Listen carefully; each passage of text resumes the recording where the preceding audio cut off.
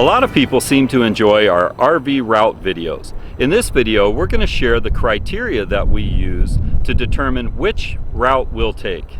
Yeah, once we've decided on a destination, these are the steps that we go through to decide how we're going to get there.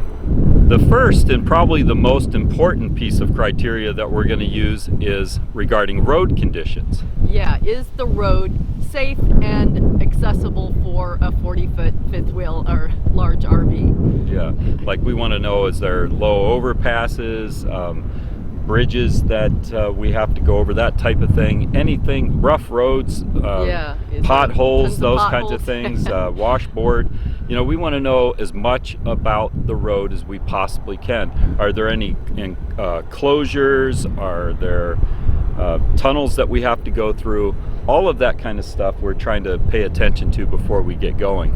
Yeah, so to do this, the first thing that we do, of course, is to look at the map and see what the possibilities are, and then take a closer look at the roads, looking at satellite images. Is it twisty, turny? Are there a lot of, high climbs, big passes to go over?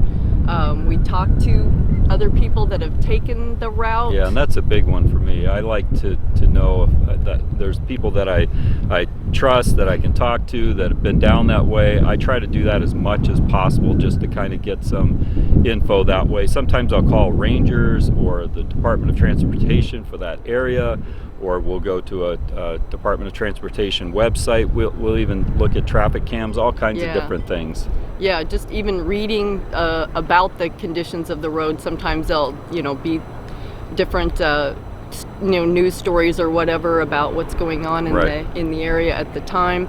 I particularly have an issue with really twisty roads that have a mountain on one side and a cliff on the other side. I'm very uncomfortable with those type of roads, especially with the RV. So if it looks like on the satellite that there's a lot of S-curves and tight corners, then that's probably not a route that I'm gonna opt for. Right. So knowing the road conditions are extremely important for us. So once we've determined that a route is going to be safe and accessible for the RV, the next thing that we look at is services. Things like rest areas are really important. And we always look at the satellite image of the rest area to make sure that there's an entrance and an exit, because there are some, for example, on Highway 101 on the Oregon coast, that just have an entrance and then just a small parking lot where you'd have to turn around. If there's other cars there, you might not be able to do that. So is it an accessible rest area, and is it on the proper side? Some rest areas are only accessible going northbound or southbound or something like that. So is there rest areas along the way, and are they going to be accessible? Yeah, and we actually eat our lunch at rest areas quite often, because we like to pack a lunch and eat them at the rest areas. So that's kind of important to us too. Another thing is that there are fuel stations along the way. We want to know, what's the distance of one station to the other? Do they carry diesel, which is important to us because we use diesel fuel. So that's important to know where these are, and even such things as Wi-Fi and cell service. Yeah, because maybe we're going to have to upload a video. Something else we look at is, are there RV parks and campgrounds and boondocking sites along the way? And we want those to be easy on, easy off. I like being able to just get off the highway and get to it relatively easy and then get back on. I don't really like going 10, 15, 20 miles out roads that I'm not familiar with. Yeah, so finding some place to overnight within, a mile or two of the road is going to be a big consideration for us.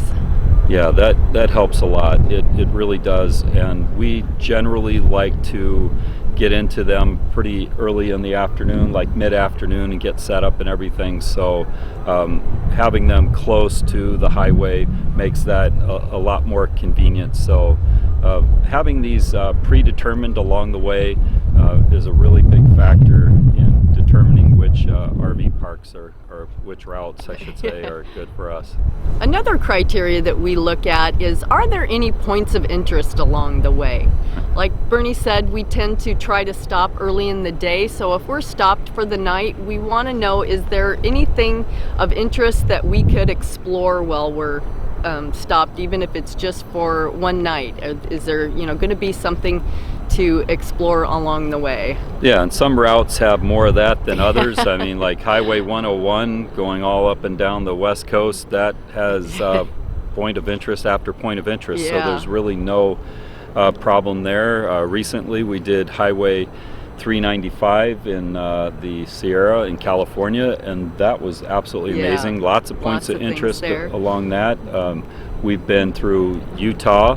You know, I think the points of interest for me were probably more in the southern area, but yeah, the points of interest are a really big factor. I mean, that's kind of why we do kind of this. why you you know? travel, right? Yeah, so you know, I mean, there are routes that sometimes people will take kind of in vacation mode. Maybe they're just trying to get to a destination, so they just burn up a lot of miles on a big highway Yeah. and don't worry about this too much. But the journey is a lot of it for us. So Yeah. as we're going along the way, we definitely want to make sure that the route has those points of interest, things that are interesting for us to explore. It just really makes it Yeah. a lot more enjoyable. So, you know, not just the shortest or the fastest route, it's the route that's going to be the most fun.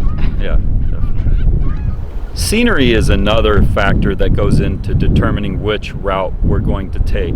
I mean, this isn't, again, you know, something that has to be mandatory all the time, but it is really important to me as a photographer and videographer. I love being able to just see beautiful scenery and majestic scenery and Yeah, take and pictures. if you're a passenger just sitting looking at the same thing for mile after mile after mile, can get pretty boring. So if the route along the way is going to be scenic, that's definitely a bonus.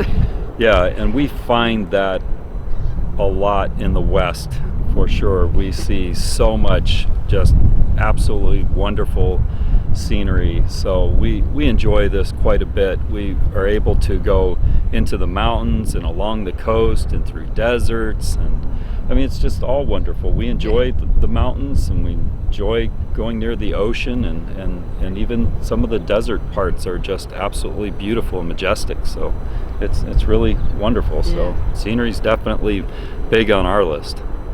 So that's the criteria that we use when deciding on a route. Please comment and let us know what you think, and if there are other factors that you use when determining which direction you're going to travel. Yeah, and please remember to comment, share, and subscribe, and check out our merch. Thanks for watching.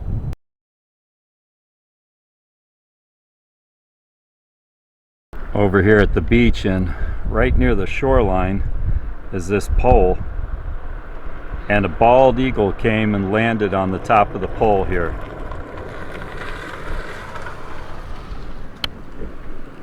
Beautiful bird.